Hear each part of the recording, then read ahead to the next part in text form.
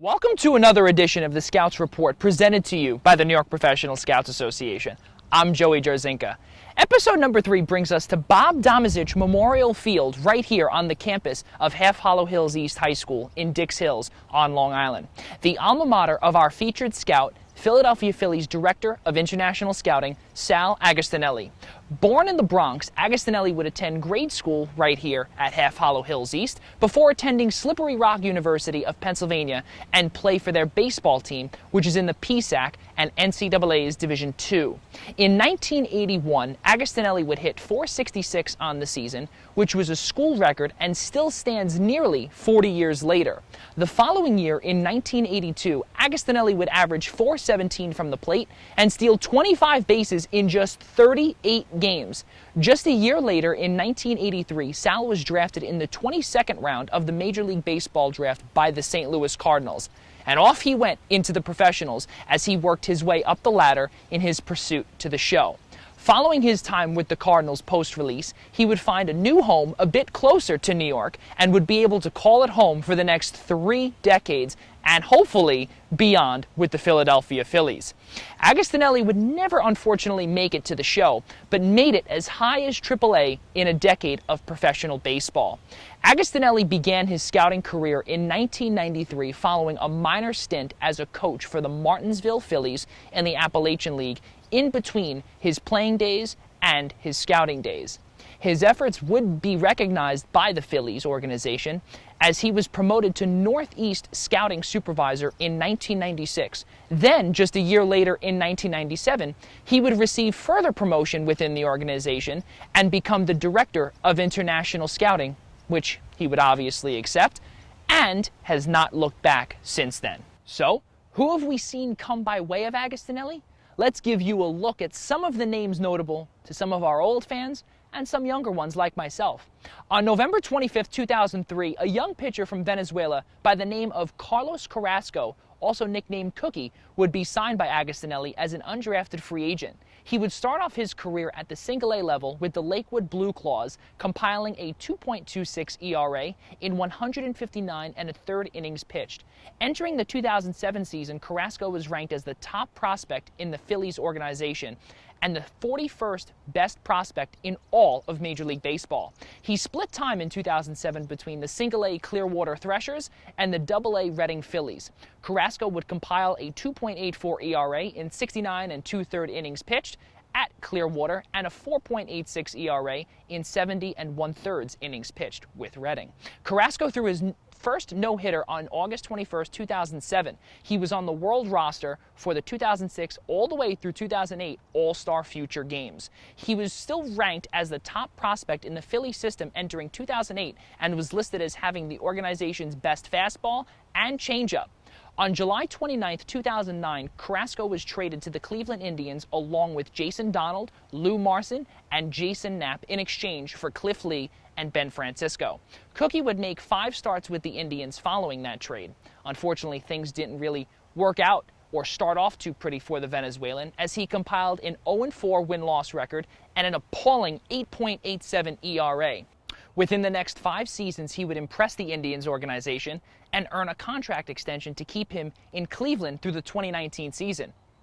Well, for those wondering if we will be seeing Carlos in Cleveland during summer camp, yes, you will. After the 2018 campaign, Cookie signed an extension to keep him in Northern Ohio through the 2022 season.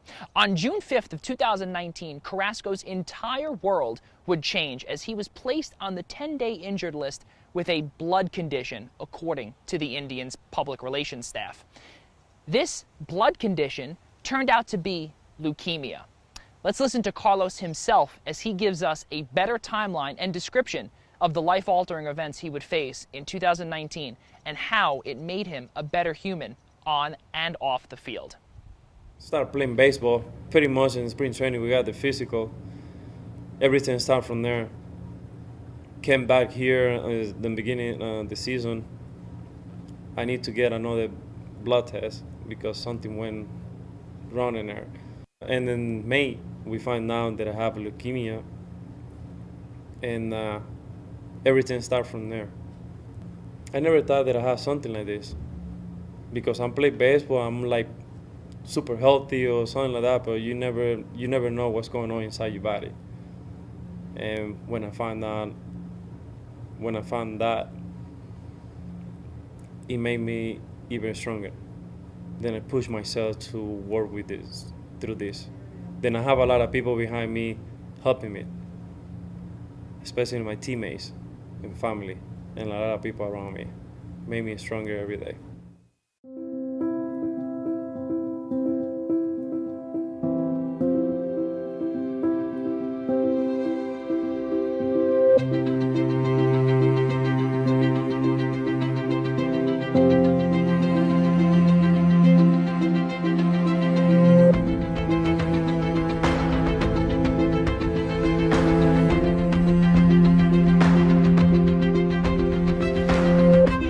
This is gonna make me stronger than I ever been.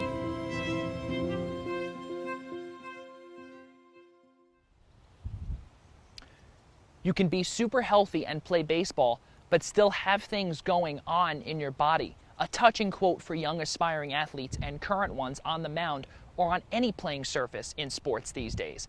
On September 1st, 2019, less than 1 year ago, Cookie would make his return to the mound at Tropicana Field against the Tampa Bay Rays in relief. Let's take a look.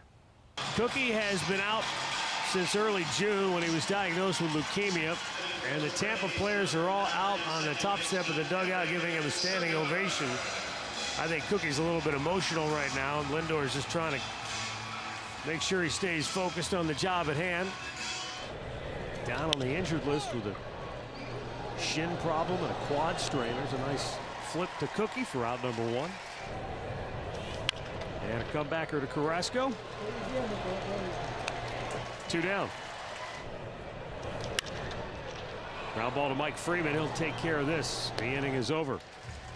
So Tampa gets another run home here in the 7th, and Carlos Carrasco's return to the mound. 5-1 Tampa.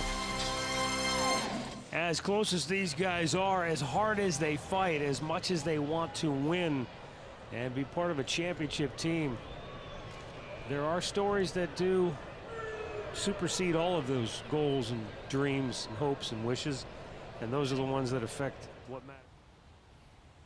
Carrasco would be named American League Comeback Player of the Year for the 2019 campaign.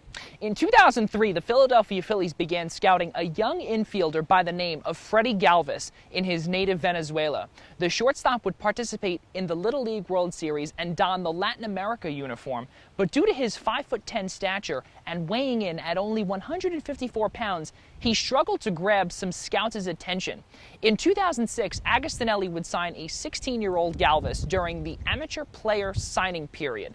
Just a year later, the Daily Item, a newspaper based in Sunbury, Pennsylvania, would obtain the perfect quote from the young Galvis, saying, quote, "They told me that I couldn't play professional baseball, but I knew I had the ability," end quote.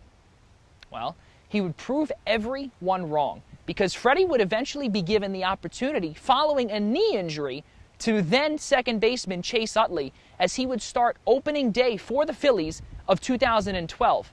In 2013, Galvis would prove why he should not be overlooked because of his stature. Here's Tom McCarthy of NBC Sports Philadelphia with his call of, well, we'll let you see this one for yourself and let you tell that story. Phillies got him. He hurt his arm, and he's never been the same since. Freddie Galvis sends one to the air, deep to right field, Upton going back. It is all over!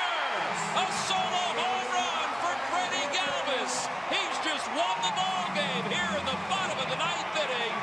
The Phillies walk off with a 6-5 victory, and let the celebration begin.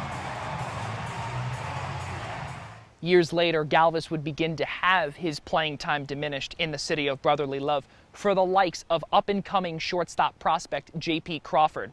Galvis would then be shipped to the San Diego Padres, and once his stint in Southern California concluded, he would sign a one-year deal north of the border in 2019 with the Toronto Blue Jays and play 115 games. Galvis would then return to the United States mid-season and be claimed off waivers by the Cincinnati Reds.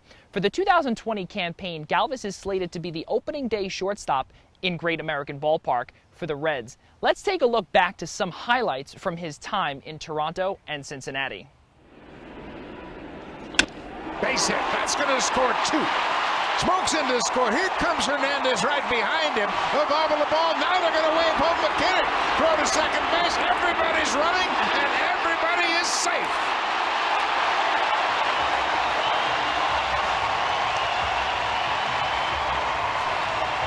Throw over the batter and threw it into left field, but overall he's thrown the ball very well. What a play. Look at this pick by Freddie Galvis, and he gets Mookie Betts to end the inning.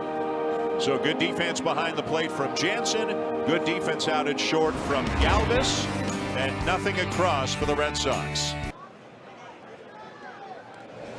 And there's a high fly ball into left field that could be changing now. Freddie Galvis, bye-bye.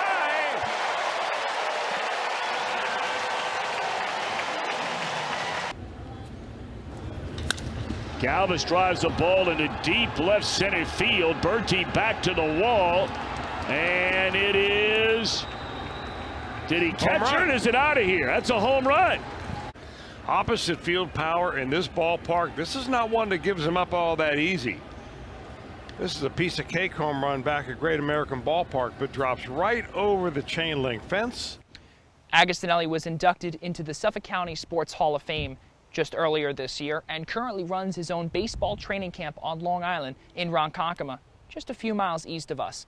Visit his website, www.salsbaseball.com, for more details. Folks, that's your Scouts Report presented to you by the New York Professional Scouts Association. Also, don't forget, my show, the Primetime Rundown Zoom interview series, will be airing its 33rd episode tomorrow evening at 8 p.m. Eastern, when we welcome in Newsday's New York Mets beat reporter Tim Healy to the show.